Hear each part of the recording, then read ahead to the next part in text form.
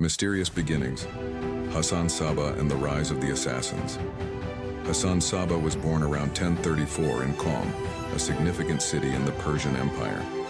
In his early life, he received religious and philosophical education, showing a particular interest in the Ismaili sect.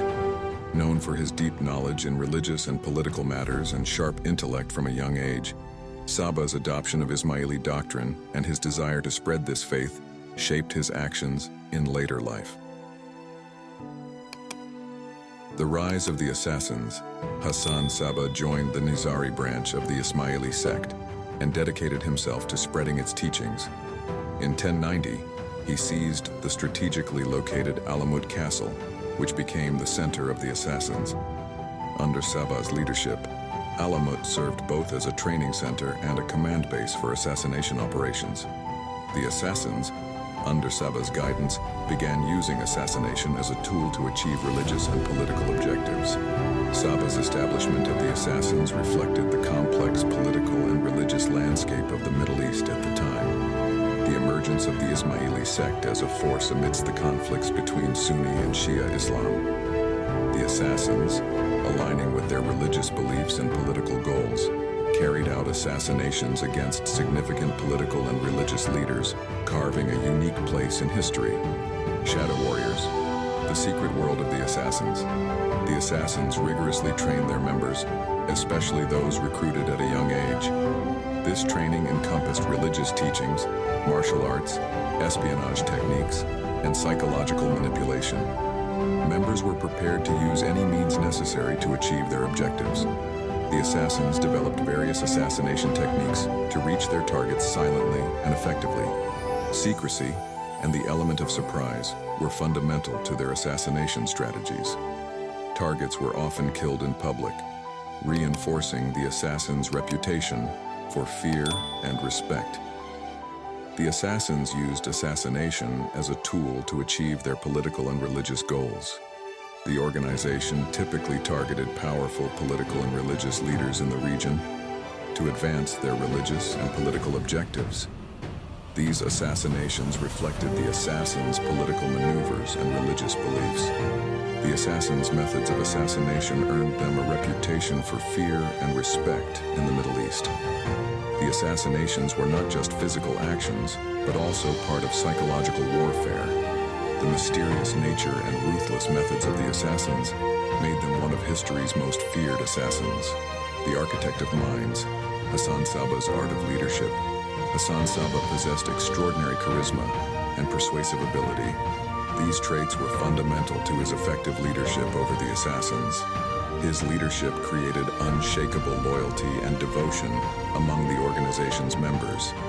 Sabbah was seen as both a religious and military authority, ensuring unquestioned compliance with his orders. Hasan Sabbah embraced the teachings of the Nizari Ismaili Islam and used these teachings as the ideological foundation for the assassins. His ideology was based on the combination of religious beliefs and political objectives. Sabbah used the assassins to spread Ismaili faith and combat his enemies.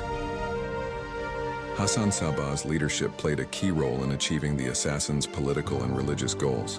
His strategy was focused on altering the political balance in the region and increasing the influence of the Ismaili Nizari sect. Sabbah used the assassins as a force against significant political and religious leaders in the region. The end of the Shadow Empire, the fall and historical impact of the assassins. In the early 13th century, the Mongol expansion into the Middle East posed a significant threat to the assassins. Alamut Castle was captured in 1256 by the Mongol commander Hulagu Khan, marking the end of the assassins' central power. The Mongol invasion significantly weakened the assassins' political and military structure, greatly limiting their activities. The assassins played a significant role in Middle Eastern history, influencing the region's political structure with their assassination policies. Their tactics and covert operations are considered precursors to modern espionage and assassination methods. The history of the assassins reflects the complexity of religious and political conflicts and the power of individual beliefs. The assassins gained legendary status over time and frequently appeared in popular culture. The term assassin has become a word for a murderer in modern languages. assassins and Hasan Sabbah continue to be featured in various forms of media, such as literature, films, and video games. Beyond the legend, the true face of the assassins. The assassins are often associated with drug use and mystical rituals, but the historical accuracy of these claims is debatable.